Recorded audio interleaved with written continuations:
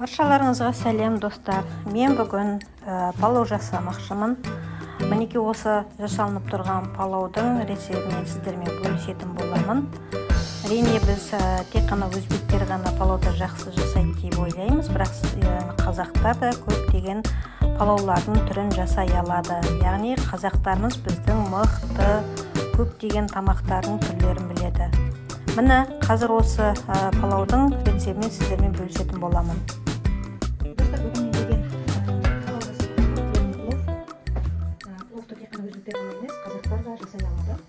Мен бүгін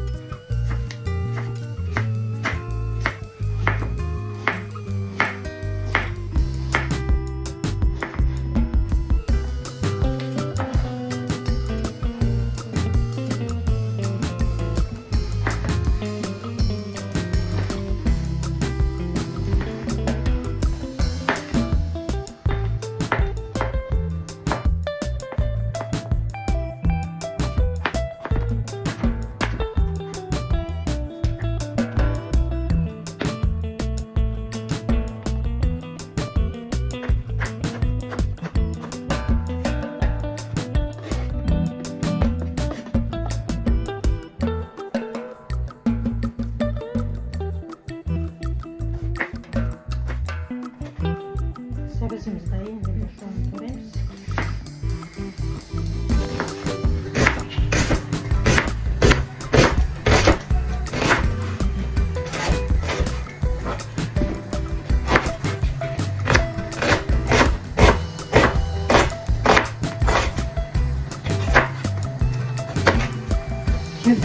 Енді қазанға құйып, бірінші жуандықты қойып аламыз. Одан кейін жуа қойған деп сәбізді саламыз. Сәбіз қойғаннан кейін барып, төс майды салып, суын құямыз.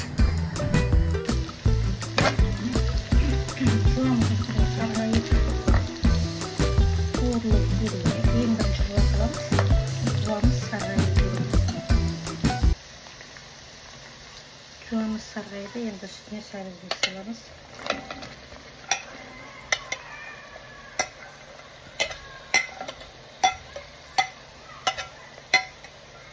Сәбіз неғұрлым мол болса, соғұрлым палау дәмді болады.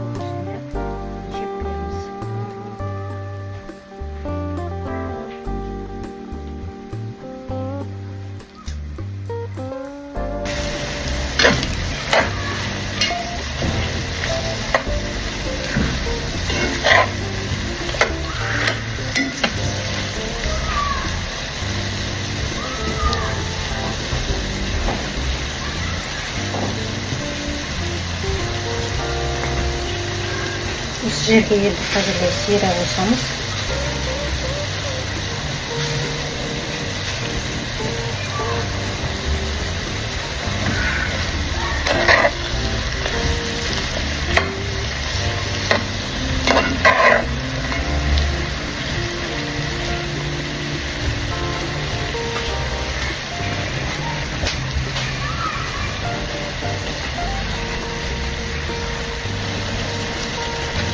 енді сәл ғана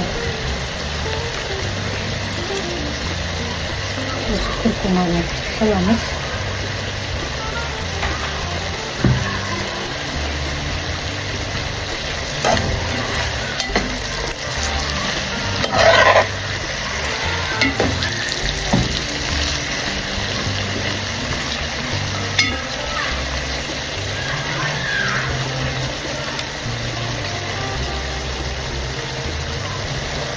Енді үстіне сорпасын, қайнап тұрған еттің сорпасынан құямыз.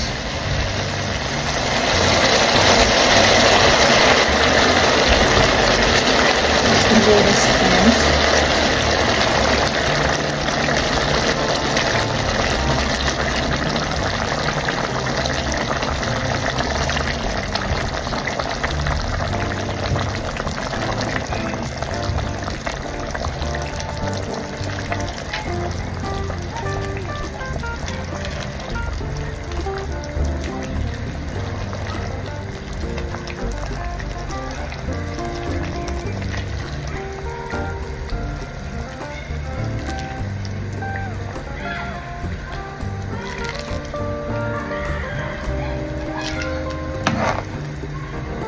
Осы жетіп қалады.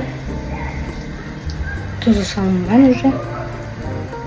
Күрішті жақсылап жуамыз. 2-3 қайтара жуамыз. Күріштің ақ-уызы, ақ сүті кету керек. Енді осыны төгіп, қайнап тұрған қазанға саламыз.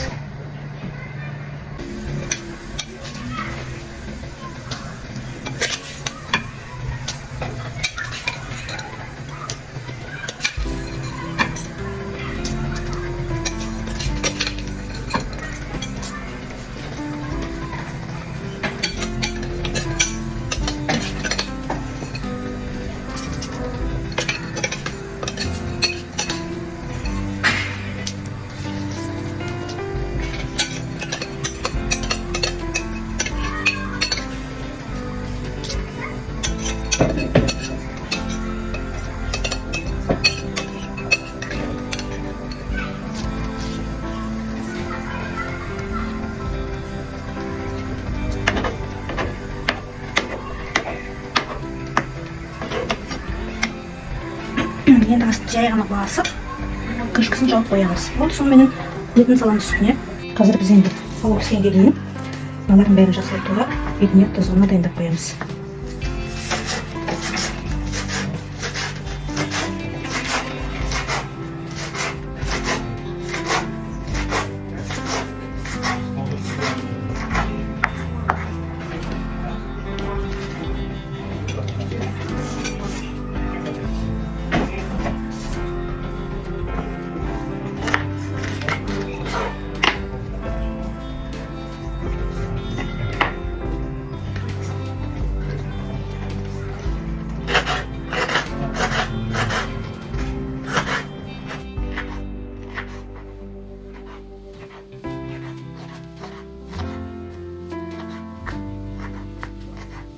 Ya, hazır. Tamam. Şem kaldı. Ben de koyayım, hazır.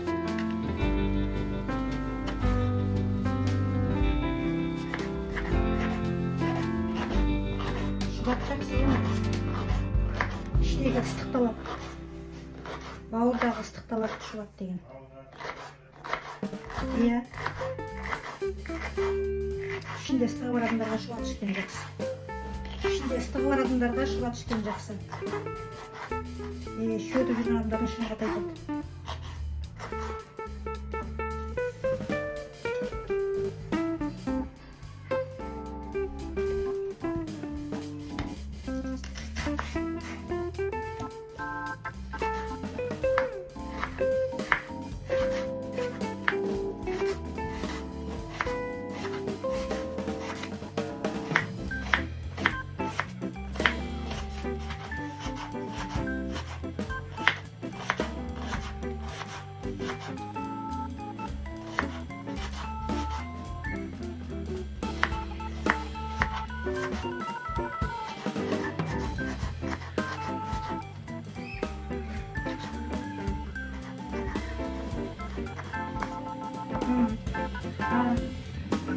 Ne diyorsun?